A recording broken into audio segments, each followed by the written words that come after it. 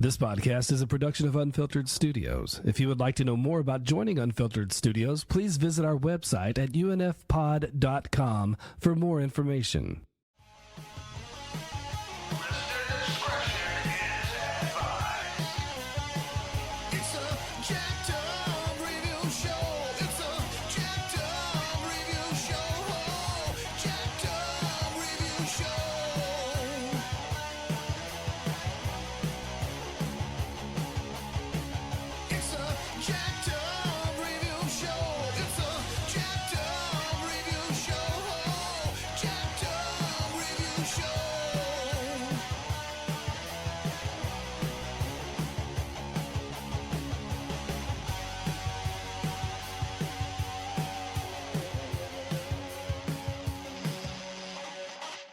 I know that some people were harping that they wanted to do another game of defend infamous movie and TV show characters. I think we're up to the challenge. I brought a list.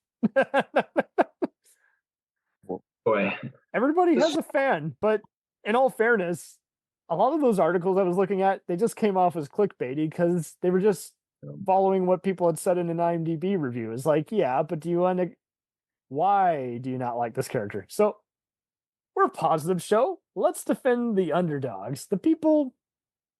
Someone said they were going to talk about Parks and Rec. There was a character they wanted to defend. Well, this is my fault. You all can blame this on me. When James and Kevin and I were first talking about a possible subject or game for the show, I came up with to defending Mark Brandanowitz from season 1 of Parks and Rec. I think that's a legit one. I think you're onto something. I think a lot of people, because they don't like that first season, they like to just throw away anyone who doesn't return. Brandanowitz. Yep. What character was he? He's just one of the other supporting guys. Yeah. Exactly. I had some of these. Anyone who doesn't recognize these, I'll just move on to the next one. But I was thinking just long and hard. It's just I think they just didn't ever like that actor, or maybe they would have grown to like that character had they had another season. So this is why I thought it was a fun side quest. And so my list would pull up here. I got a few. I'm sure I know Gil's got some. I wasn't ready for this. He wasn't ready. Damn it. So I got a few who might give you some chuckles. Janice Soprano from The Sopranos. I think everyone just didn't like her voice. But did you see how unlikable his kids and mother was? I'll take her. Plus, she knew when to get rid of her awful abusive boyfriend. I can respect anyone for that. Maybe I just like the Totoro acting family in general. I don't know. I thought she was a fine character. We got Ziggy, the drug dealer guy, played by the great James Ransome, who you might know from various Ethan Hawke and Vincent D'Onofrio collaborations on The Wire. He's a drug dealer in season 2 who everyone shits on, and I think he's meant to be annoying, so I don't know. He didn't annoy me. I felt like they were in on the joke, so the mind trick didn't work on me. I think to be the most unlikable character on a show like that is really an accomplishment. That's the other thing too, is they're the villains you love to hate, like Gus on Breaking Bad. There's all kinds of people. I mean, people hate on Skyler and Jesse and the same deal. Those characters go through a transformation. Well, I think the mother in that was doing her job well, because I didn't like her much, but I think that's the way it was supposed to be. That was kind of the point. I see people hate on Eric LaSalle as Peter Benton, the doctor on ER. I always just found him arrogant, but I see a lot of hate mail aimed at him. Agent Chase Edmonds on 24 gets some hate. I think he's just meant to be the rookie. And Serena Sutherland, played by Elizabeth Rome on Law & Order. She's the assistant DA, the blonde gal. I always saw hate mail aimed at her. And I just thought she had a lot of progressive defense cases, so I don't know. I thought that suited the character. Gil, where do you stand on Wesley Crusher on Star Trek? I didn't miss him when he was gone. Okay, well, see, For me, I felt he was reflecting the kids who were watching it, so never jumped on that bandwagon. Never jumped on it. Maybe it's Stand By Me bias, Toy Soldiers bias. I don't know. No, I liked him in Stand By Me. So there you go. Hey, Will Bailey on The West Wing gets some hate, but see, he was having to replace Rob Lowe's character, so that's a tough act to follow. Cam Mitchell on Stargate SG-1's another one, but yeah, if anyone's got any other ones, let's hear them. This is your time to defend a character who you just never got the bashing of. But we all agree we still hate Jar Jar Binks, right? That was an easy reach. I never jumped on that design. bandwagon. The design was okay. It's then the editing and the character and the voice. I know. That See, really fair enough. No, that's fair. For me, I was always kind of take it or leave it with them in the Ewoks. They always got so many, attracted so much. Listen, attention. right out of high school, I went to the Art Institute for animation, and one of my professors knew the guy who designed Jar Jar Binks. Oh, nice. And he said the design was good. It's just everything else about him that was terrible. At least he owned it. Has there ever been a Muppet or a talk show host who no one ever understood the appeal of? We're not talking the actors. We're just talking the characters.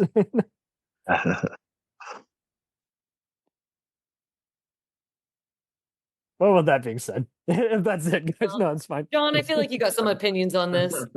I'm very shocked that John did not chime in on this. I have brain power, but John, you have to have some. No, I just am thinking about Jar Jar Binks now. I don't. Just think of anyone who you just didn't like how they were framed. They just felt like they were nagging or whiny, not really a character. There's always that one person on that every other space opera or horror anthology where you're like, shut up. It's nothing to do with the actor. It's everything to do with the character, where you don't get why they're here in part of the plot.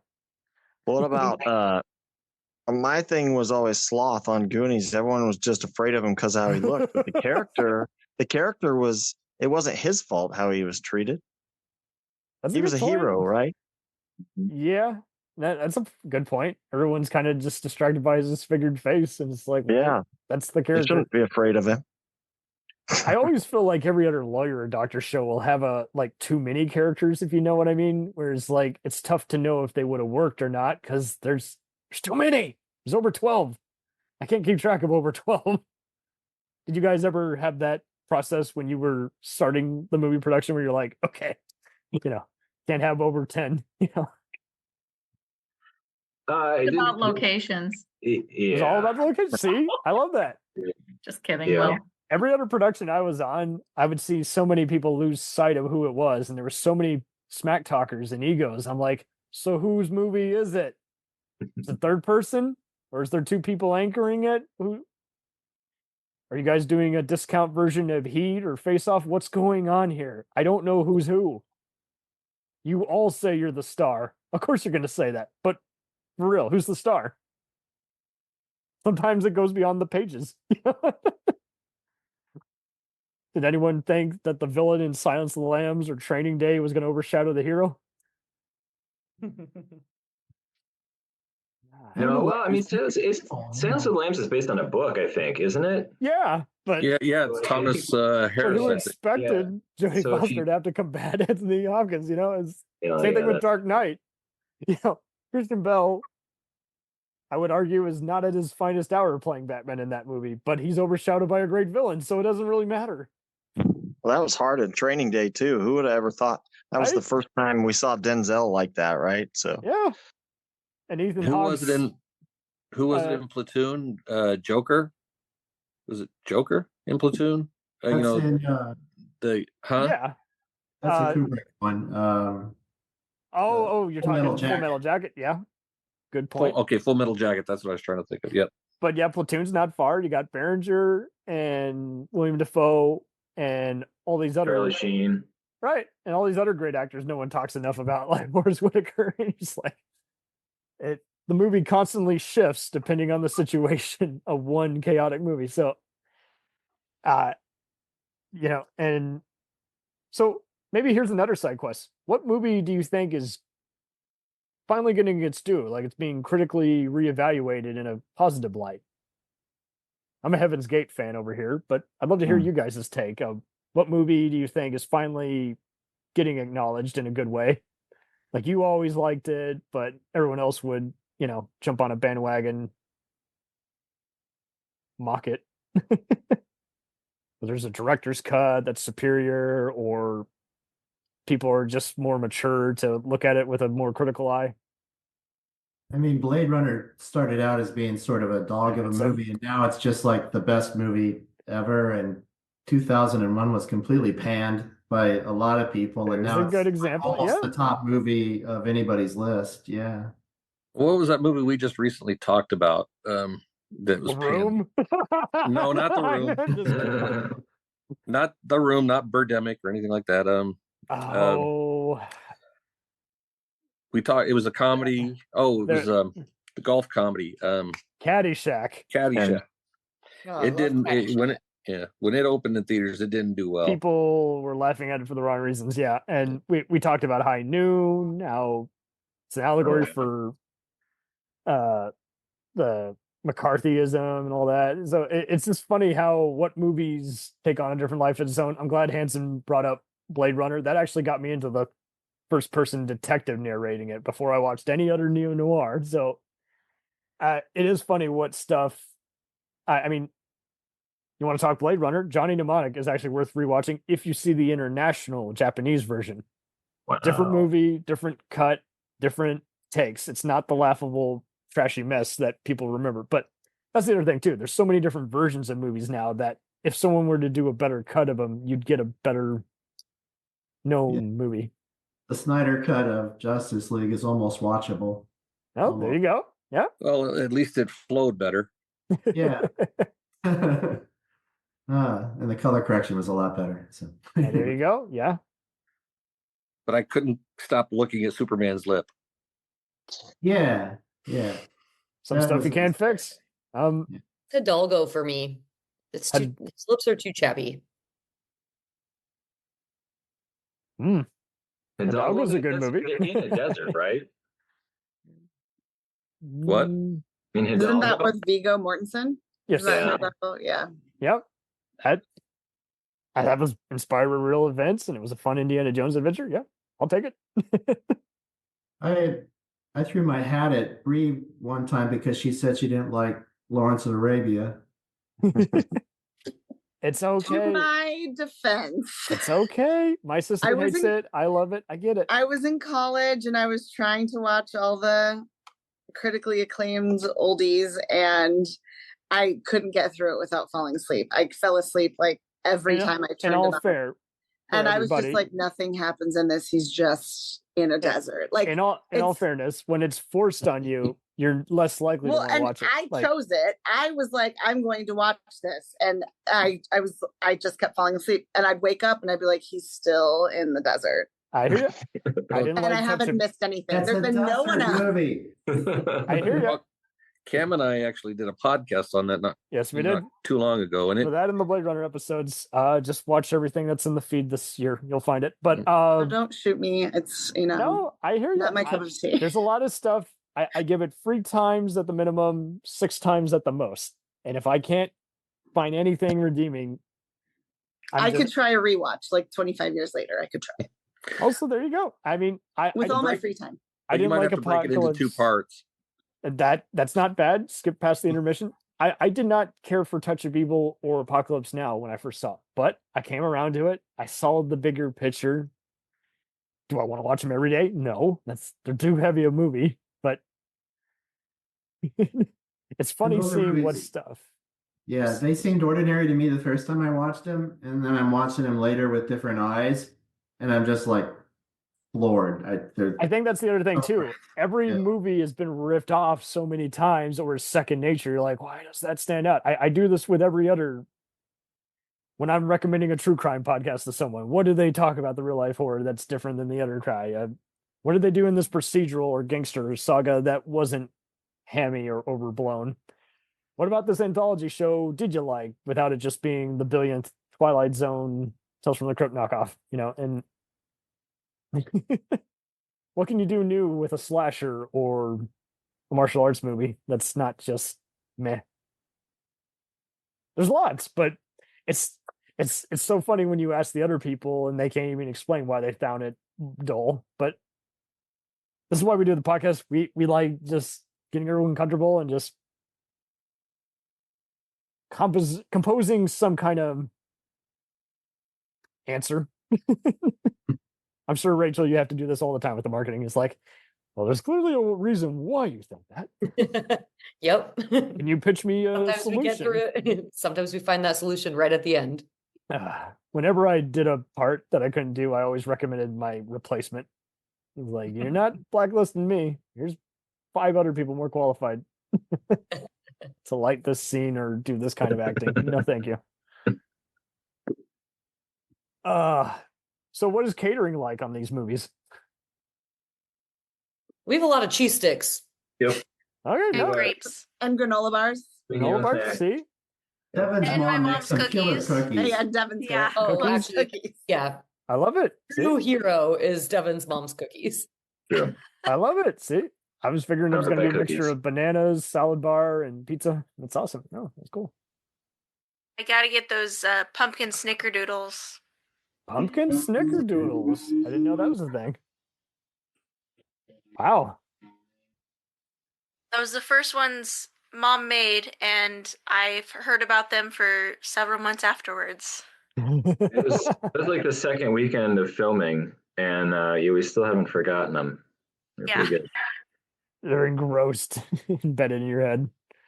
They're never leaving you. I think Stephanie said she was going to try and make them for her family Thanksgiving this weekend. So, Yes. Really? yeah, Wow. pumpkin snickerdoodle cookies with the cream cheese frosting, I think. No, that was the other ones. That was cool.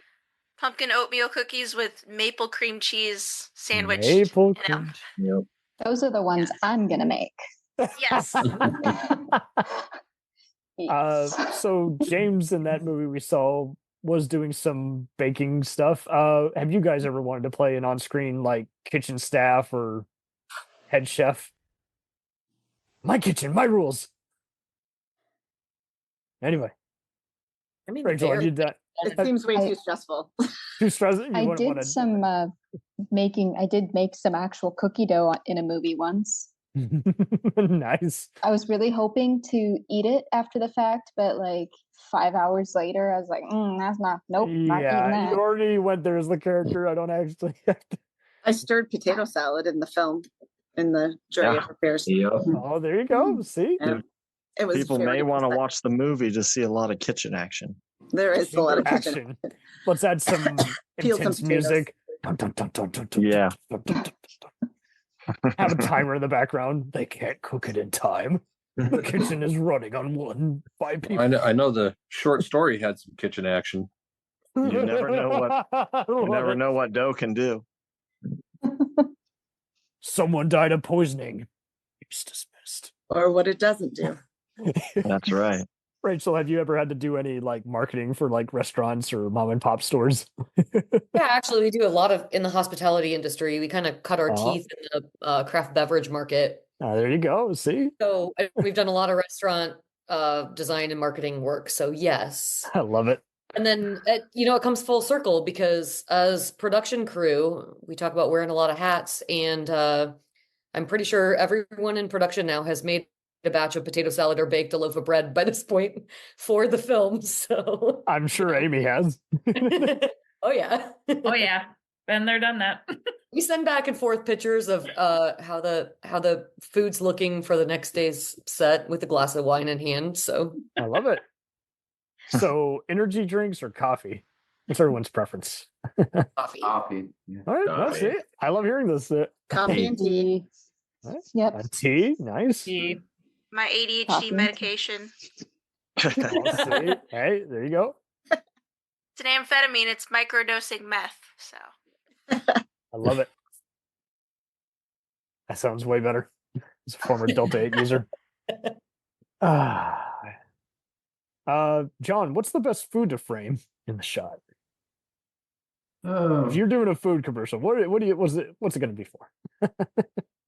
I'm sorry, I got to ask these film questions. I got it. I mean, we've shot a lot of dough in this one. I mean, seriously.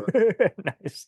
Um, So next movie you do is going to be a dough monster coming to life.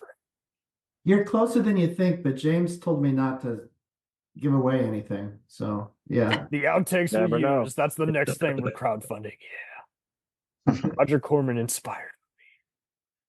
It's gonna be like a knockoff of a Little Shop of Horrors, but set in a small town bakery. Nice. So it's gonna start out like one of those Hallmark Christmas movies, right? Perfect. Where the hotshot lawyer comes back to her small town for Christmas and falls in love with the baker, and then about I halfway, love it. this tone shifts into pure horror. The first shot is a glass of ice water, and they drop the ice cubes in, and when they start stirring, it's blood swirling in. Is it the sourdough that you just have to keep feeding? The sourdough starter. Oh, there you go. The Growing, monster. growing, The and growing. spirit of Yes. it's alive and And it's species. evil, and Yeah, it's just there like you go. bubbling up, and it's like, feed me, Too Seymour. much yeast. There you go. I love it. Food that wants you to Yeah, I feed it. got a Food. location. I decorated cakes for a while, so there's a small bakery I know of that we can film it at. There we There you go. go, baby. There Right, you go. it's right. It's writing itself, honestly. So It is. There you go. So I'm gonna give you guys a roles, like acting roles you could play. Some might be for the behind the scenes talent, and they'll see if they could see themselves in these kinds of roles. Bree, police negotiator. Police negotiator. Yes. Oh, ooh, I could do it, but I would have to be with the right people. Okay, cool. I could do it. I think. You are a teacher, so that is basically hostage negotiation. Basically, do You hostage take over the negotiation. classroom. Those kindergartners are a little feral, so I heard in yes. a school again. Yes, yes, touche. So Klint, I see you as a narc. Sure. Yeah. Admit it! Evidence! Sorry. Cheyenne, I see you as a counselor. Okay.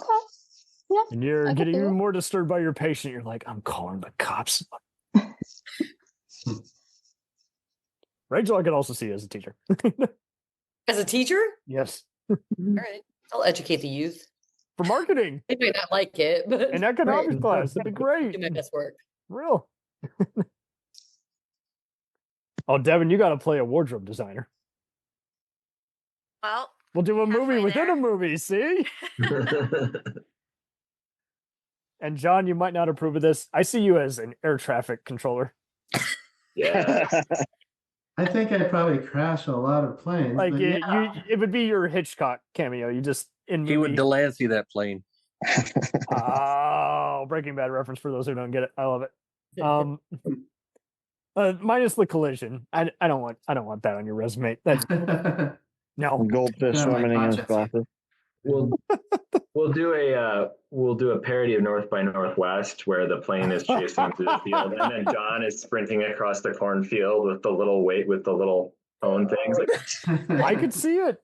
And you don't even have to show the plane. You could just like have someone beneath the sand, like throwing Just up sand so it corn. looks like debris is being the fired whole upon. time, Cary Grant is just mistaking the plane, chasing him from my poor directions. Where are we going? What's happening? Shake the camera, Star Trek style. Yeah. Oh, William, you, my friend. I don't know why. I want to see you as a conductor on an out of control train. I could do that. I can't slow it down. What do you not get? And like, just as the claustrophobic filler, it doesn't have to be mocking any other movie. It's like just hours of you just breaking a sweat. I need to trust me. I'm doing it. I think of Galaxy Quest. Yes. Love A movie it. with Free Amigos, a movie it's within a movie. I'm not the hero you think I am. But It's a fake spaceship, right? And it's not actually Right. designed for hyperdrive. And they go into hyperdrive anyway, and they call down to the engine room, and it's Tony Shalhoub, and he's like, Hey guys, I just want you to know that the ship is going to fall apart. It really can't handle the pressure, and we're all going to die. So I just thought you should know. Okay, thanks. I don't know why the way you said that sounded like the boss in Office Space. Okay. Yeah. You could come in, that'd be nice. Yeah, we're going to need you to come in on Saturday. I'm glad you brought up that character. That character, people don't notice. The character is actually like snorting something, but they cut it out to keep the PG rating to imply that he's addicted to drugs and he's a has-been actor. But you also notice the character is technically Chinese. They're doing a play on of the David Carradine thing. I mean, famous for a washed role. There's all kinds of other in-movie stuff that people don't see in that movie, but it's fun when you rewatch it a few times. Amy? I mean, Sigourney Weaver has an F-bomb right as they're going towards that big... They had to overdub it. Yeah. Darn. I got a great role for Amy. Great. A great role. No, you're going to love it. You get a bad sense that your karate instructor is abusing your children and you take justice into your own hands. I can be a vigilante justice person. I'll see you at the courthouse. And it's not going to be in cuffs, motherfucker. Yeah, I don't know. It doesn't have to even be Shaft or Death Wish inspired. It's like claustrophobic. Yeah. I don't have control of my hands. So yeah, I could probably do that. Prisoners on acid. That's what this movie is. I'll bury you. Love it. What dream roles do you guys have that you have not conquered yet, but it's on your bucket list? Rachel, I think you'd be good at some baseball advertising. That's paying really well nowadays. Baseball advertising? Yes. I'm not a sports guy. I do have a goal to visit as many baseball stadiums as I can. I'm only at 9 right now, but it's getting great. Sides as a side place to I think it'd sell. be easier if I was doing a bunch of marketing for them. I could probably get into more. Exactly. You can work in some other local food shops and even insurance. Trust me. Let me know who you know. Know who you know. Cheyenne, what's on your bucket list? What role must you do before you leave this planet? I really want to do a Western. Really want to do a Western. Hey, nice. Yeah. Just what kind of character would that be? You could be the wife of the sheriff who's like, not on my watch. Doesn't have to be cartoonish. You're like, oh, you're going down. The underestimated woman. Oh, see, there you go. Now, Cheyenne, if you were doing a Western sci-fi, I mean, John will write a movie around that. Yes. All right. You have like a planetary defense on your farm. Don't mess with my crops. Asshole. Klint, I know you got a role in you. What's one you're like, I always wanted to do, no one's giving me that opportunity, but it's gonna happen. If I don't know. I'd love to do a role that's like the inspirational like coach in a sports movie. Right. There you go. I grew up I was a broadcaster. I've always loved like those emotional narrations too, like the president when he's warning everyone on Armageddon. That type of speech. There you go. Any president role would be great because you take out the politics. It's like, I'm your voice of the nation. Here's what's going on. Here's why I put my faith in you. Boom. And I can see you even being as a boxing trainer. Like, oh, sure. Fuck what the coach is saying. Here's what I'm telling you right now. You don't do this, you're dead. Don't come to me. Just Bree, I know you got one. Once a theater girl, always a theater girl. I would love to do a Noel Coward play. I would love to do a Noel Coward play. Coward play. Okay. Yeah, Noel Coward. What is? I'm not up to speed. Like Blithe Spirit, and lots of others that I can't think of right now because it's way past my bedtime. But yes. Cool. I saw. I've seen it's hilarious, smart, very fast dialogue. So that'd be a dream. That's great. See, it wasn't so hard. That's awesome. See, you guys have an idea of already what you want to do with this instead of just going for this aimlessly. I love it. I kept you guys up past your bedtime, but it really has been a delight. I was looking forward to this. It's like, how do I even measure up to this? I gotta bring the questions, but I don't want to just have it be the stuff you've probably already been asked a million times in your life. So when is your guys' movie coming out? Next year. It's all good. No specific date yet. Well, we'll split this up. We'll have part of this in the winter and another part in the summer. Because you played the immortal game. No budget filmmaking disasters. Yeah, there we go. But no, I look forward to it. I always try to throw a bone to everybody. I went to an independent dark fantasy horror movie that was kind of a tribute to films like From Beyond and other 80s supernatural films, and I was blown away. I couldn't believe they had made it bigger than it was, and I applaud anyone whose heart is in it, because it's hard to be creative, and when you got so many people gatekeeping, saying, "Oh, you don't do it this way," and they've never been successful, it's like, duly noted. Marching on through. So, to quote The Doors, I hope you guys break on through to the other side. Thank Lights and fires. Thanks, man. Thank you. Thank you. Thank you. Thanks. Really, I had a great way to start the year. I'm envious of you all because I have all kinds of ideas in my heads all the time, but what I lack is the drive.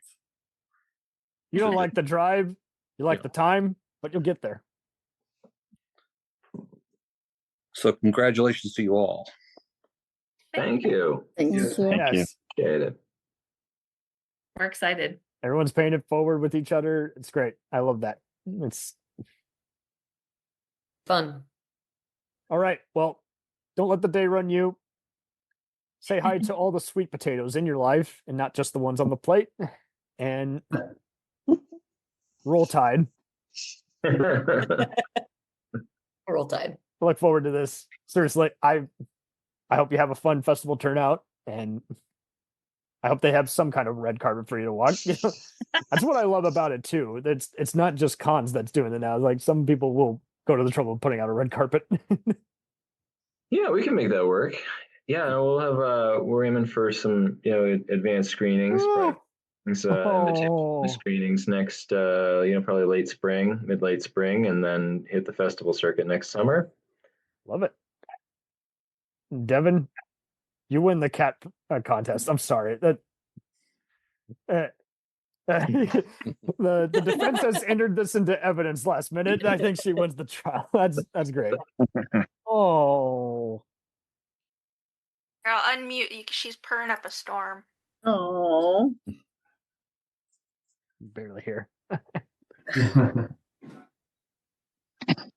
Her machine. No, really, this was a delight.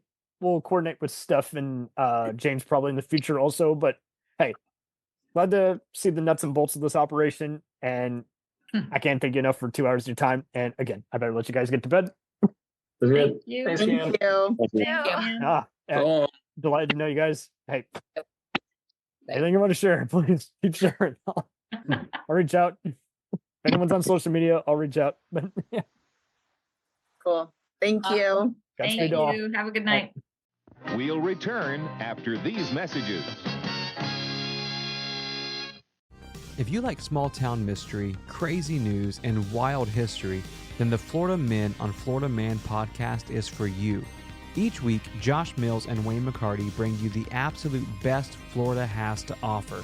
So if you're looking for a show that's safe for the family, but funny enough to help you escape everyday life, then listen to the Florida Men on Florida Man podcast. That's Florida Men, plural, on Florida Man podcast. Hey, it's Brent Pope, the host of Breakfast with Brent Pope. You've seen me on some of your favorite TV shows saying things like, "Give it up, Jimmy. You got to sink this putt to win." On Breakfast with Brent Pope, I sit down with guests from the entertainment world, and we do it all over breakfast. Or should I say Brentfast? Every week on Brentfast, you get inside Hollywood info and tips, great breakfast recs and booty debates. Most of all, you get the most delightful 30 minutes of your week. So dig in. It's Brentfast time. Listen at Brentfast.com, Apple Podcasts, or wherever fine podcasts are found.